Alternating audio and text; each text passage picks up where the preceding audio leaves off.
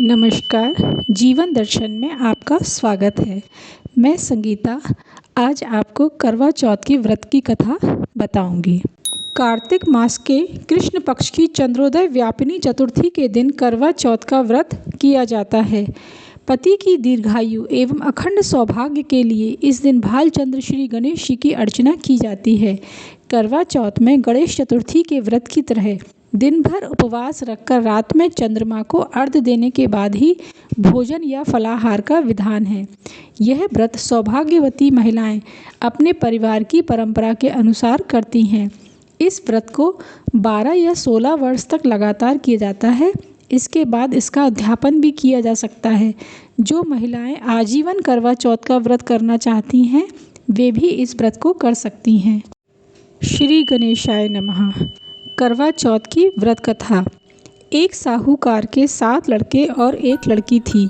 सेठानी के सहित उसकी बहुओं और बेटी ने करवा चौथ का व्रत रखा था। रात्रि को साहूकार के लड़के भोजन करने लगे तो उन्होंने अपनी बहन से भी भोजन करने के लिए कहा। इस पर बहन ने बताया कि उसका आज व्रत है और वह खाना चंद्रमा को अर्घ्य देकर ही खा सकती है।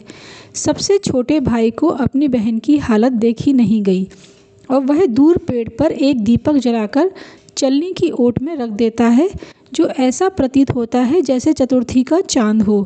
बहन ने अपनी भाभी से कहा कि चंद्रमा निकल आया है और व्रत खोल लें, लेकिन उसकी भाभियों ने मना किया और कहा यह चौथ का चांद नहीं है। बहन को अपने भाइयों की चतुराई समझ में नहीं आई और उसे देखकर उसने अर्घ्य देकर खाने का निवाला खा लिया। जैसे ही वह पहला टुकड़ा मुंह में डालती है उसे छींक आ जाती है। दूसरा टुकड़ा डालती है तो उसमें बाल निकल आता है और तीसरा टुकड़ा मुंह में डालती है तभी उसे पति की मृत्यु का समाचार मिलता है। वह बहुत दुखी हो जाती है। उसकी भाभी उसे सच्चाई बताती हैं कि उसके साथ ऐसा क्यों हुआ। व्रत गलत तरीके से टूटने के कारण देवता उससे नाराज हो गए हैं। इस पर करवा निश्चय करती है कि वह अपने पति का अंतिम संस्कार नहीं करेगी और अपने सतीत्व से उन्हें पुनर्जीवन दिलाकर रहेगी। शोकातुर होकर वह अपने पति के शव को लेकर 1 वर्ष तक बैठी रही। उसके ऊपर उगने वाली घास को इकट्ठा करती रही। उसने पूरे साल की चतुर्थी को व्रत किया और अगले साल कार्तिक कृष्ण चतुर्थी फिर से आने पर उसने पूरे विधि विधान से करवा चौथ का व्रत किया। शाम को सुहागनों से अनुरोध करती है कि यम सुई ले लो, पिए सुई दे दो, मुझे भी अपनी जैसी सुहागिन बना दो। जिसके फलस्वरूप करवा माता और गणेश जी के आशीर्वाद से उसका पति पुनः जीवित हो जाता है। जैसे गणपति और करवा माता ने उसकी सुनी वैसे ही सबकी सुने। सभी का सुहाग अमर रहे। जय करवा चौथ माता की जय। करवा माता की कथा सुनने के पश्चात गणेश जी की भी कहानी अवश्य सुननी चाहिए। अब हम गणेश जी की कहानी कहेंगे। श्री गणेशाय नमः। किसी नगर में एक अंधी बुढ़िया रहती थी। वह गणेश जी की बहुत भक्त थी। नित्य प्रति मंदिर जाती और बड़े मन से गणेश जी की पूजा अर्चना किया करती थी। गणेश जी उसकी पूजा से बेहद प्रसन्न थे।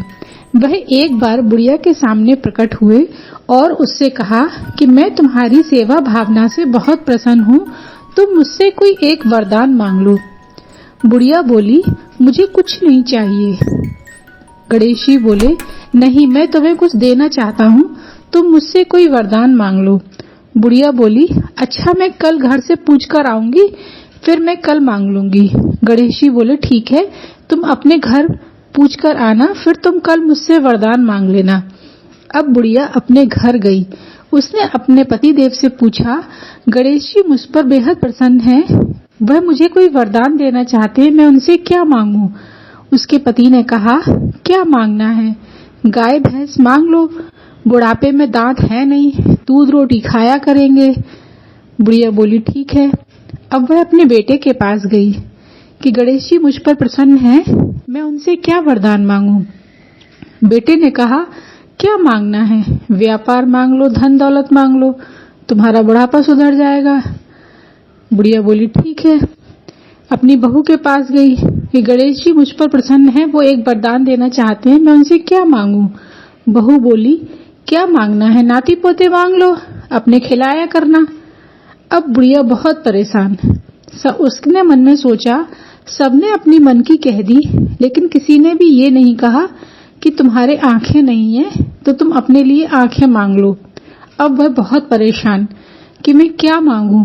गणेश जी तो सबके मन की जानते हैं। अब गणेश जी बुढ़िया के पास बालक का रूप रखकर आए और बोले, माँ तुम इतनी परेशान क्यों हो? बुढ़िया बोली, मैं क्या करूं?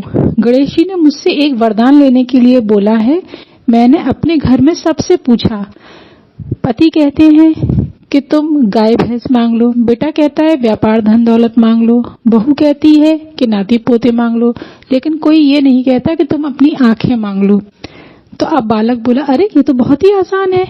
तुम गणेश जी से कहना, सोने के कचौल्ला नाती दूध पिए और मैं आंखों देखूं, तो तुम्हें तो सब कुछ मिल जाएगा। अब बुढ़िया बहुत प्रसन्न, वह जल्दी जल्दी सुबह उठी और तैयार होकर मंदिर पहुंची। गणेश जी आए, बोले कि माँ तुम पूछा ही कि क्या मांगना है? बुढ़िया बोली कि अगर देना है तो सोने के कचौल्ला नाती दूध पिए और मैं आंखों देखूं।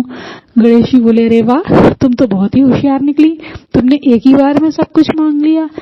चलो तुम्हारी मनोकामना पूरी होगी। जैसे गणेश जी ने बुढ़िया की मनोकामना पूरी की, वैसे ही सबकी, सुनाने वाले की, सुनने वाले की, हुंकारा भरने वाले की, सभी की मनोकामना पूरी करें। श्री गणेशाय नमः।